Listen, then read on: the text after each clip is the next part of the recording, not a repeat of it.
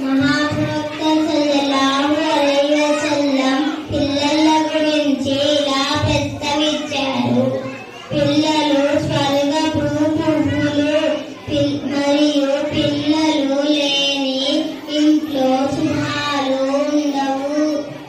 పిల్లలంటే మహాప్రవక్త సల్లల్లాహు అలైహి వసల్లంకు చాలా ఇష్టం. పిల్లలు తమ ఒళ్ళో కూర్చోబెట్టుకునేవారు, లాలించి బుజ్జగించేవారు.